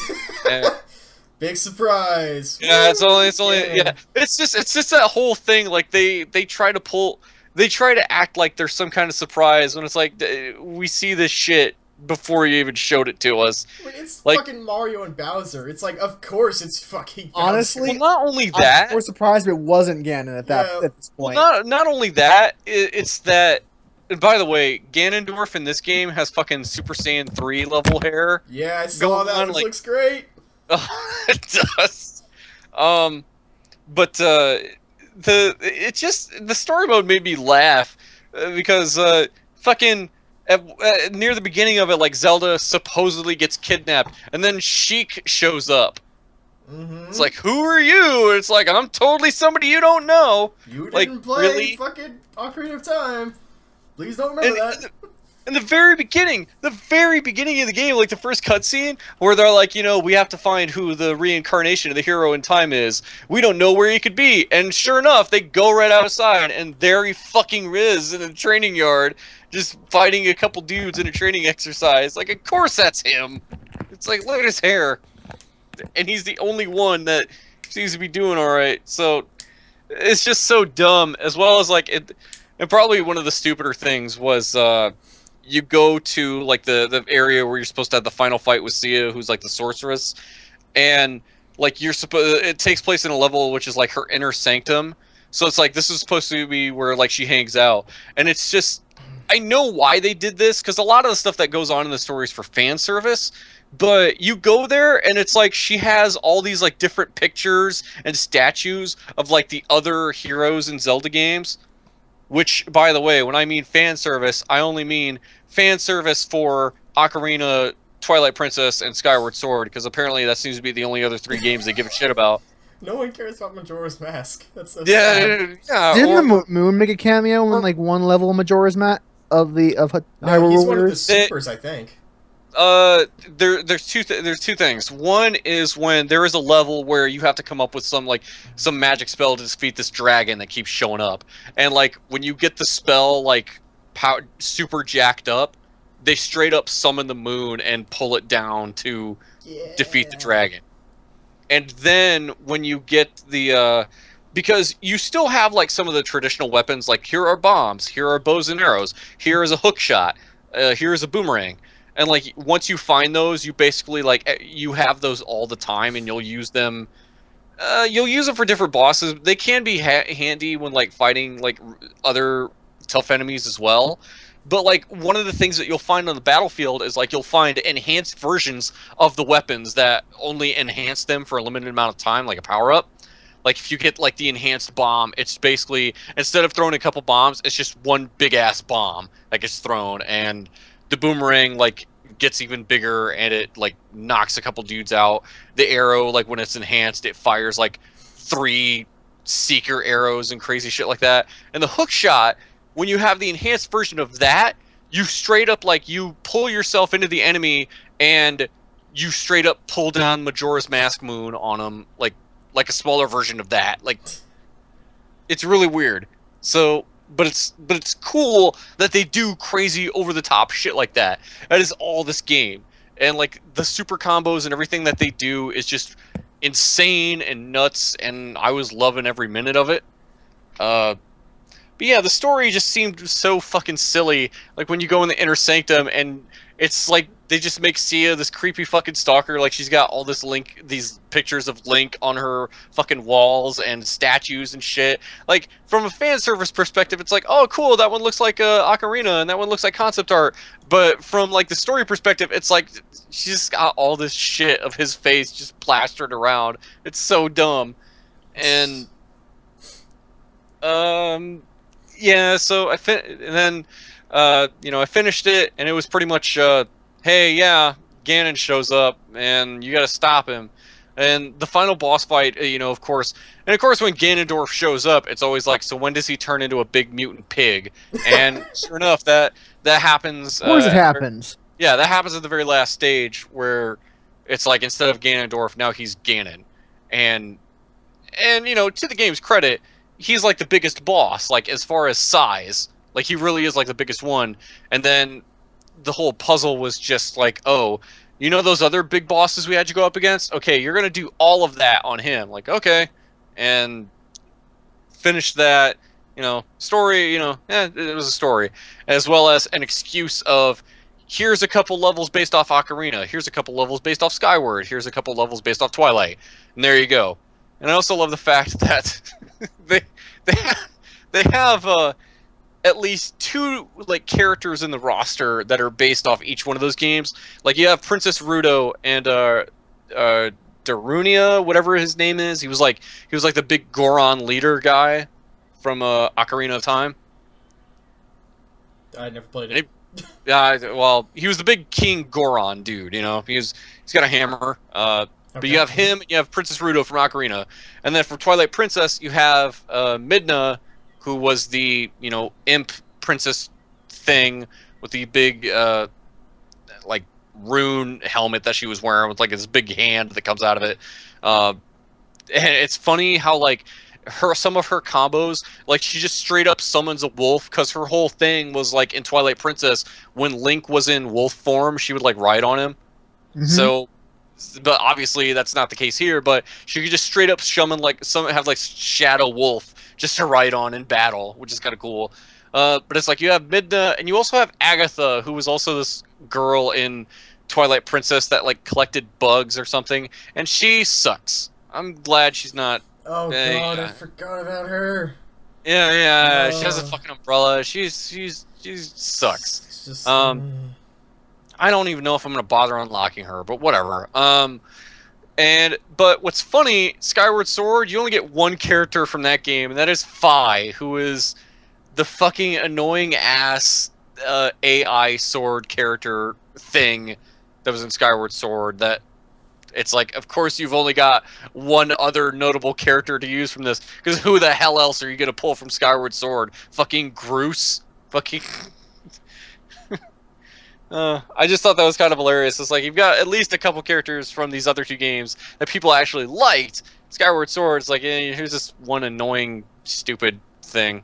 But here you go. Oh, man. But yeah, that was kind of fun. And something kind of funny about that completionist video I was looking into was just this whole thing of the characters level up. And there's at least, like... fucking 20-some dudes? I don't know. And their max level is 99. Right off the bat, I don't think I'm going to get that unless they level up very fast. And there's also the whole thing with like badges, which are basically, they all have these 3 skill trees. Like every character has these 3 different skill trees of like attack, support, and whatever. And if you complete all of those and get all characters up to level 99, then you can unlock the last, like, the skill for the Master Sword weapon that Link has. Because every character's got, like, multiple weapons. And the Master Sword is, like, once you get that last skill, it is like the single most powerful weapon in the game that just fucking breaks it. Like, but if you've gotten that far, you've leveled up every single stupid character that much, not including DLC characters, by the way, because those are coming. Of course. Yeah. As well, yeah. It's just fucking nuts. And then there's this whole adventure mode, which is, here's this grid of separate missions, and they each have their own conditions. Some of them can just be clear the field. Other ones can just be crazy shit, like only defeat this one dude. And it's like, just fucking nuts. If there are people out there who wanted one game to play for an entire year to unlock everything, here you go. Because holy shit.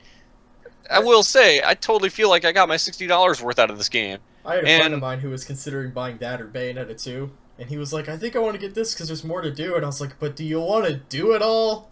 Do you really? Yeah, there is some, like, some of the challenges in the adventure mode especially will fucking destroy you. That's, because, yeah, I can't remember, like, there were a couple that I almost wanted to rage quit on, especially, like, when some of them, they have you fight, like, every boss, and it's fucking ridiculous.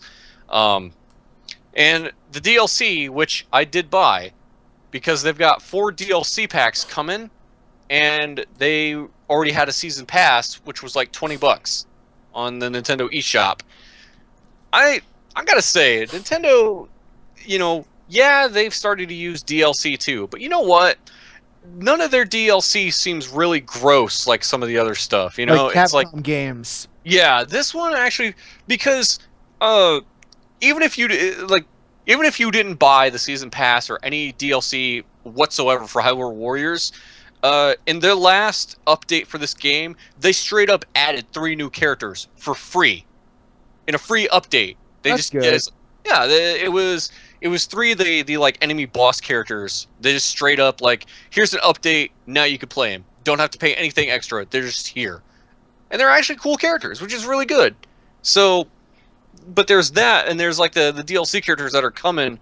But the first DLC pack that they put out, which is called the Master Quest pack, which was basically, here's a scenario where you play as Sia, the evil sorceress, where it's like, here's a story mode scenario for her.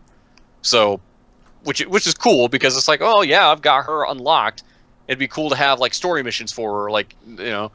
But even then, like, there's still the free mode, which is you can play any stage in the story with any character that you want. So, yeah, but yeah, it's a deep fucking game. Like, and I will admit, I probably will not complete all of it, because the game does have its own achievement system, which is just called medals. Some of those can fuck right off. I can't really give any good examples, because some of them are like question marked out. But they're like, again, referring back to the completionist video, some of them are just straight up like, what the fuck are they thinking, making shit this hard in a Nintendo game? Like, but yeah, Hyrule Warriors. After I got through that legend mode, I kind of felt like I started going through other modes and shit, and I'm like, you know what? I really need to stop this if I'm ever going to play anything else. Because it is really good. To do in my life. It is really good though, and I really enjoyed it. Like, it just felt really great. And you you never really got bored of it? Like, were there enough character changes and enough different moves? Like, even if I was playing as like just Link or like or some of the other characters, I still felt pretty satisfied with my experience in this. Like, the only times I ever felt like really frustrated are like sometimes when you're fighting a boss and there are like mid-range kind of enemy characters on screen that have their own health meter, and they start wailing at you the same time you're trying to deal with the boss. Like, that gets kind of nuts. Yeah. But, and you know, and there are some moments where you could see where they cut corners in the graphical department, because obviously, like, the mooks that are repeated 100 times over, obviously those guys aren't that well detailed, and like some of the terrain, you know, doesn't look that great. But it's, like I said, I didn't get bored with this game, and it wasn't like, because that story mode, I really wasn't playing it for the story. I was playing it because I just wanted to unlock shit, and this game does a really good job of like holding the carrot on the string in front of you. So yeah. You got a Wii U. Fucking get this game. Like any fucking gripes you got about Dynasty Warriors at all, just throw that shit out the window. Just fucking enjoy it. Just have fun, man. It really is. Like if I wanted to, like I could boot up free mode and just like I'm gonna wail on some shit just to piss away 5-10 minutes, and yeah, it's great. All right. Well, I guess I'm gonna have to get that. Yeah. Well, I'm not gonna get a Wii U, but I would get that game if I did. You should. So, have you played anything else? Not anything. We that were I've playing put Soul enough time- Calibur 2 earlier. Yeah, but not anything that I've put enough time into to really mention. So I'm just gonna leave it at that. All right. All right. I guess I should talk now. Yeah. Go talk. I was gonna open up Steam, but God forbid, I don't know what's gonna happen now if I do that. So Don't fuck up the recording, please. no, it's just not. I'm just gonna have to go from memory here. So I didn't play too many games because I spent last week out at High Point, North Carolina, selling furniture. Really? It's not a very glamorous business. Selling furniture. Yeah. It's what my parents do for a living. They like it a lot. Not really my type of thing. I spent a couple of days where nobody showed up whatsoever. So I was there from about 8:30 a.m. to 6 p.m. No people. You're out there hawking couches, like, yo, man, you need a couch? I got you a couch. Well, the thing with furniture selling is that it roots very deep-seated feelings into people. I can't even tell if that's a joke or Deep-seated it's just furniture. It's so bad that I can't even tell if it's a joke. Oh, Brandon, you're getting hard to decipher. Just maybe stick to the game critique, instead of stand-up comedy. Anyway, so I sold lamps and accents, which are basically just like chests and drawers and such, and a table or two. So during that, I totally forgot to bring my entire black book bag, which had my 3DS, my extra phone, my Vita, my laptop, my tablet, my headphones. Oh, shit. So all I had was an iPhone 5S with very bad Wi-Fi and a pair of earbuds. So for most of the time, I read books. But just through fucking dire necessity, I ended up checking out a few games that were on iOS, and I ended up enjoying them. One of which was a... hold on. I gotta look through my 2 game folders real quick. One of them that I checked out, just a real quick thing, called Adventure Express by Adult Swim Games. It's essentially just a Marvel Puzzle Quest or, regular Puzzle Quest sort of game, just match 4. You build up attacks that you can do to people. And I really enjoyed it until it got to the whole freemium point of, like, you have to either grind these guys out, or you can buy tickets to upgrade your weapons early so you can just keep going. And then by the time I was doing the same dungeon the 3rd time in a row to start grinding, I said, fuck it, not playing this game anymore. It's not worth it. It's super fun, not worth it. They don't offer a paid version of the game either, do they? Nope. That's I'd what rather pisses pay me like off. $5 and just have the leveling be correct. That's what pisses me off the most about the whole thing, is that I understand if like you put a free version out, just put something in there, or here's like a $5 version of the game that you pay $5 once, and you don't have to worry about any freemium bullshit. And I think the worst part is that it does 2 of the worst freemium sins. One of them is the timer, which is of course like if you die, you use a health potion to revive yourself, and those are on timer for 30 minutes apiece. And the second thing it does, which I don't see very often, but it's the fact that the experience is obviously slowed down so that you have to grind or pay money. Like, you can tell that they could fix the entire problem with this game if they just made the experience gain twice as fast. Then it would be pretty much fine for leveling and playing through it normally. So like I said, by the time I started grinding, I said, fuck it. There's other games to play, don't care. So after that, I tried a game called Out There, which is basically just FTL, but without combat. It's a bit of that, and I would also say it's a bit of this game called Flotilla by the guy who made, 30 Flights of Loving and another weird games, super indie thing. Point being, it's got like a very comic book graphic novel style of a guy stranded in space, and the idea is that you just go to certain planets, and it's all about managing resources. Like, you know, you go to a planet and it's just random event occurs. So it's like, oh, the atmosphere is really harsh here, so I take 30 points to my hull damage. And you can go to a city where you can breathe the oxygen, so you take in a whole bunch of oxygen, and then you go meet an alien, but you have to actually decipher the language. So when he first talks to you, it just says a bunch of random words, and you just say yes or no. And then once they get their response, by the end it'll be like, okay, you learned that the word Abjanar means foe. And you're like, alright. So the next time you talk to him, it'll say all the random words, and then the word foe is right in the middle. So if you stay alive long enough, you can start to learn their language. Which is interesting. But it's all just like, it's all about going to an objective across the star system. And it's just, you have to constantly land to get gas and other elements for your hull and for your oxygen. It's just, you know, random events occur. It's completely random. I don't know if there's one guaranteed way to beat it. But it's kind of fun to just play a run of it like FTL and just be like, alright, I just, you know, went to this atmosphere and I died in the heat of the sun. Surprising. I went to a black hole at one point and I tried to go through it. And then it said you don't have, like, a wormhole drive. And then I kind of thought about it, and I was like, if I was close enough to a black hole to be able to see it, according to my screen, wouldn't I have been sucked up and torn apart? Yes, you would. Like, if I could see the black hole at all with my regular sight, I should be fucking gone, dead, whatever happens in a black hole. Nobody's figured that out. I don't want to be the first to. So that was fun. Kind of hard to explain, but there's videos out there about that. The last one I played is amazingly interesting. It's a game called Device 6. I don't know if you guys ever heard of it. It was big for a little bit last year. No. What game? Device 6. It is a text-based adventure game that uses audio.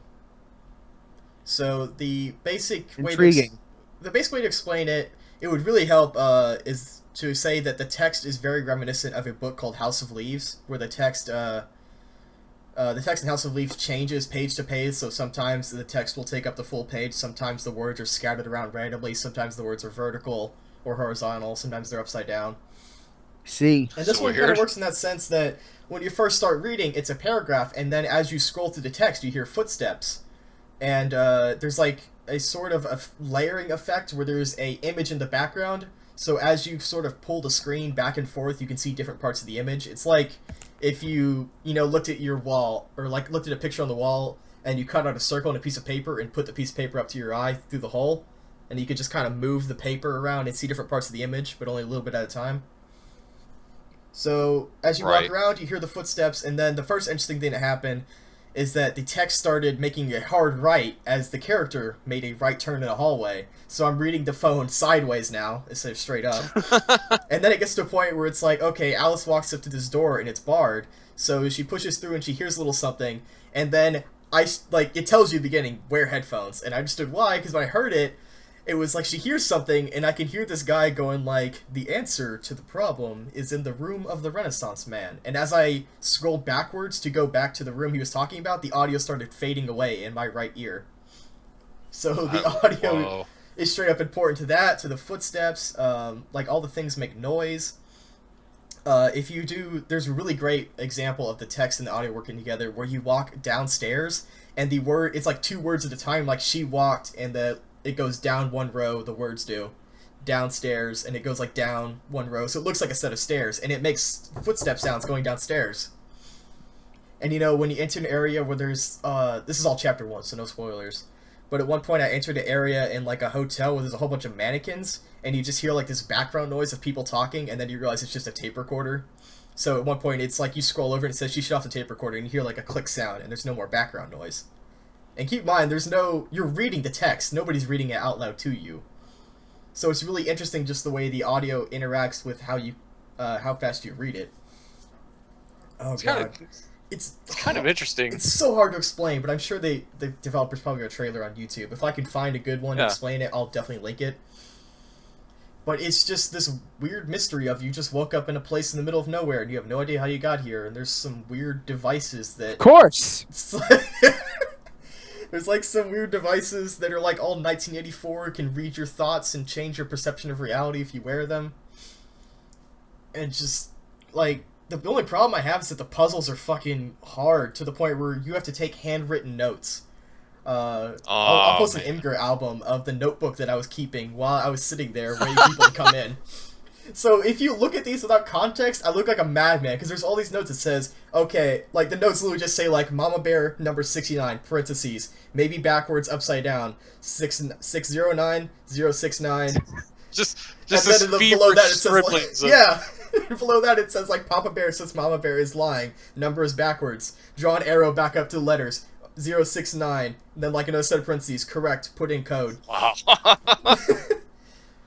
It's just like if you look at the images and then look at a trailer, you'll understand it all makes sense. But I have to wonder if that was their intention of like they want you to have this crazy shit that you wrote down.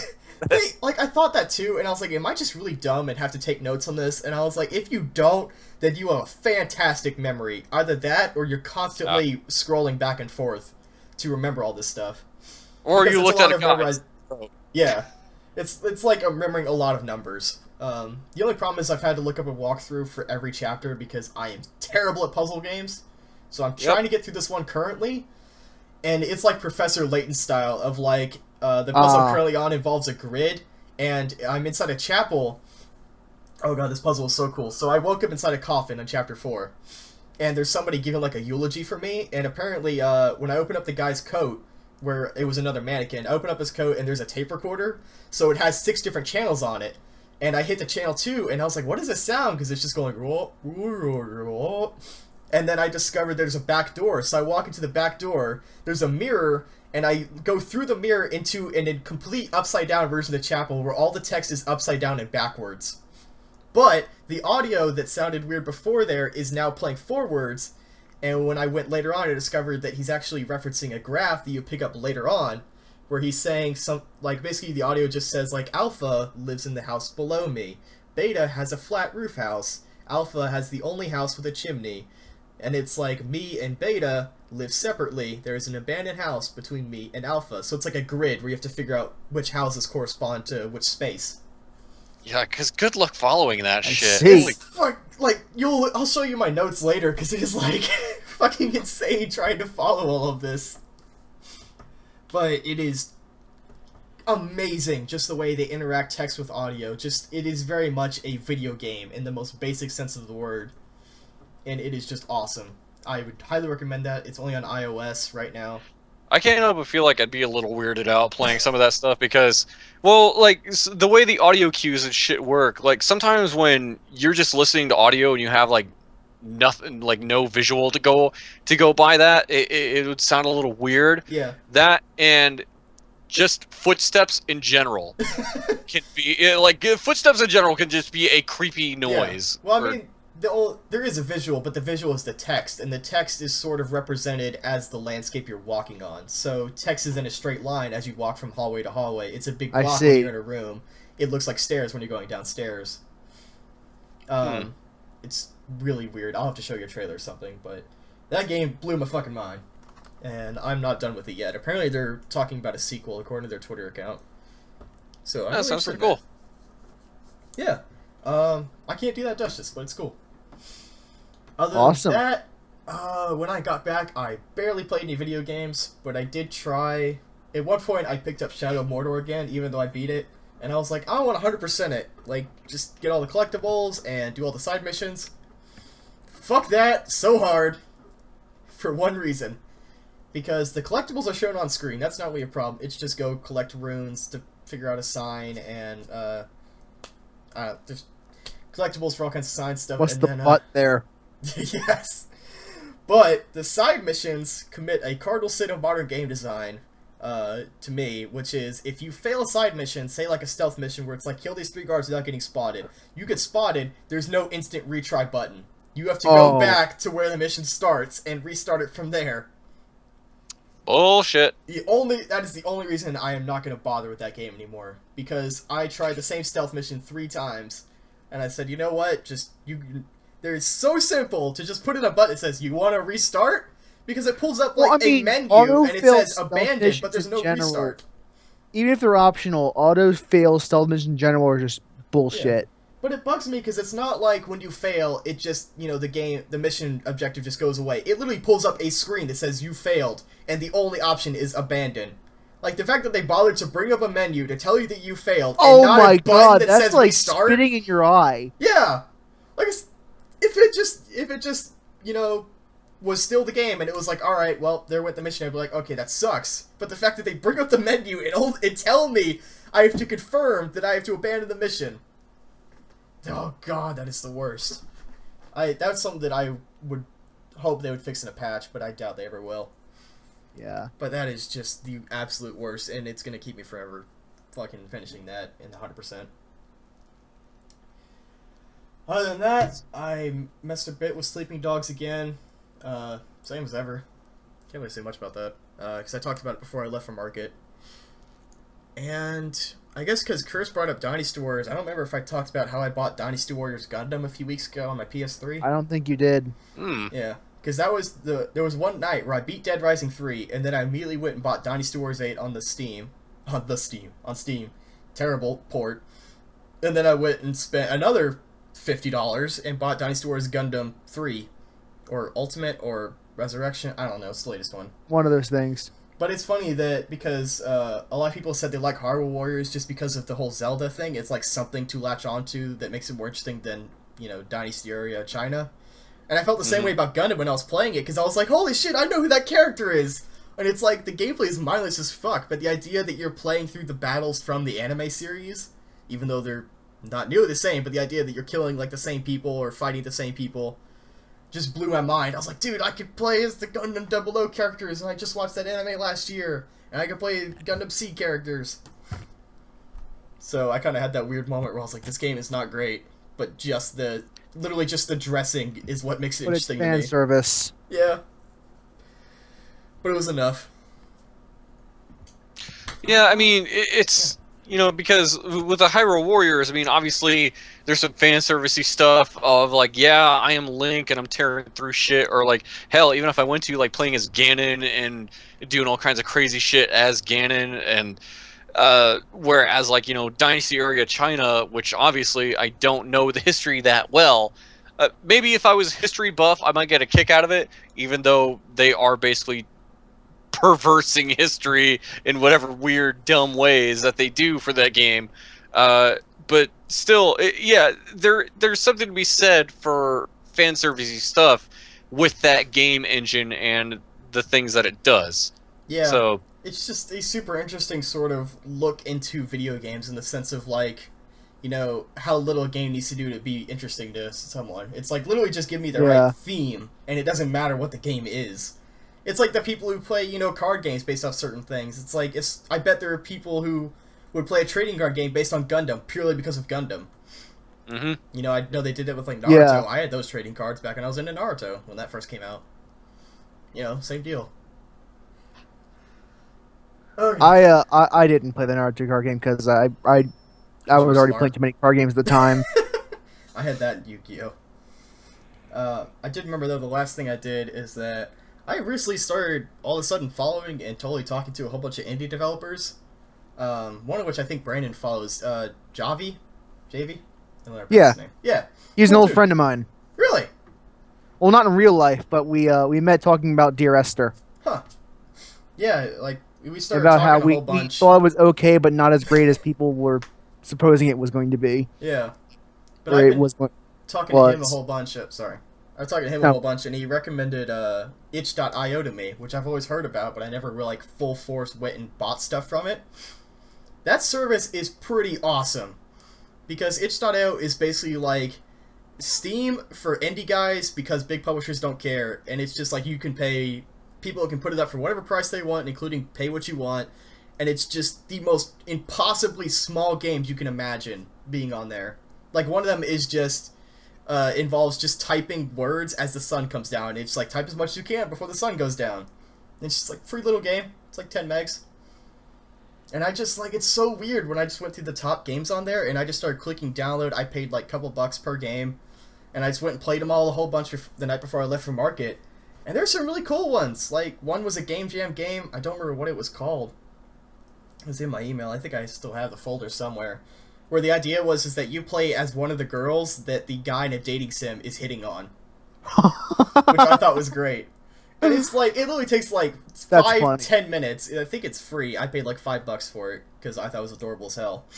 And when I played it, like, I kind of expected it to be more, but it was a little Game Jam game. But the idea is it's all like these demons and such, and the human guy. So you play as like this devil girl named Florence. And I just remember it had this point that I tweeted out where the guy is talking to you, and he's constantly just trying to hit on you, and you're like, not interested. And he's like, why? What is it about me that you don't find interesting when all the girls seem to love me? You know, making reference to dating sims. And literally, it just pulls up a set of options, which you've played dating sims, you know that it's usually just, you know, list of options, you click one, go to different routes. And this one, the only option 3 times over was, I think I'm gay. And I was like, this is the most adorable, sad, hilarious, great option I've ever seen before. So I just clicked it, and she said that, and he's like, oh, that's okay. He's like, you want to still hang out? She's like, okay. And then, like, some girl comes in, and he's like, and then she totally falls in love with her, and then they spend a night, like, hang out together at the party, and I was like, this is, like, took, like, 10 minutes. It was adorable as fuck. It was super simple. It had great art. It was free, and that was what blew my mind, where I was like, itch.io is awesome. Like, the fact that someone can make this, put it up, and I can just give them a few bucks for their time is just super cool. That is pretty sweet. So I haven't played Javi's game yet, the Terrorboard to Speedwell, but I plan to. And I bought a whole bunch of other ones, like Super Joy Lancer and a couple of others that are out or coming out. So I would totally recommend itch.io for someone like me who's just played a whole bunch of Steam games and just wants something new. And also, because me and Brandon talk a whole bunch about games' lengths, it was really cool to just play a game and it'd be done in like 10 minutes. Like, I had an experience. Nice. It was nice. It wasn't, you know, mind-blowing. It wasn't the greatest thing ever, but it was fun. It was cute. I paid a dollar or two for a good 10-minute game. Yeah. I mean, I paid $5 because I liked it, but a lot of them are just, literally most of the games on there are like $2. And it's like, it's $2. It'll take you about half an hour to play. And I'm like, that is awesome. I know there was something I recently heard about on Errant Signal, which is a game called Glitch Hiker. Yes, I played that night too. Yeah. Yes. Which yeah, I thought was kind of amazing because there have been a number of times, not like I just fucking randomly go out and start driving at night, but like given like how many times in my life, like when I work a late shift or I'm just coming home late at night, it's just kind of those moments almost where you're just driving home and it's fucking 2 a.m. and yeah. It's kind of funny because I really wanted to talk about that game, like write something about it from the perspective of somebody who lives for that kind of stuff. Like, one of my favorite things in the world is to drive alone at night. And I don't think it perfectly captured it, but there is a real style there, which you haven't seen the Errant Signal video. The whole idea is, like, there's very little movement or anything to it. You can look around and you can move between lanes, but the whole idea is you're just going home after a long night somewhere. And the radio just plays a couple of songs with a, you know, DJ between them just saying a couple things, but you also pick up random passengers, and they're all like these weird alien creatures, and they just say the strangest things to you.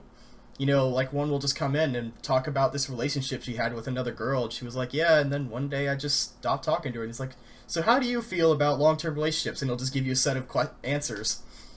And then, you know, at one point, they'll tell you their thing, and they'll just leave. And then you just keep driving. And it takes about 20 minutes, half an hour. It's all on rails. Yeah. So I played it headphones, alone in the dark. And I thought it was great. Like, the art style is interesting.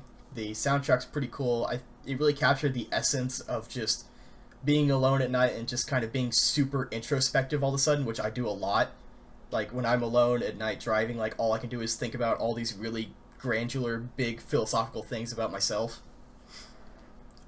So I would totally recommend that too. It was really cool. And soundtrack's cool, which I think on their website it's like $10 if you want the soundtrack version. Yeah, it's not expensive. Yeah, it's all like ambient tunes. It's cool stuff. Oh god, man.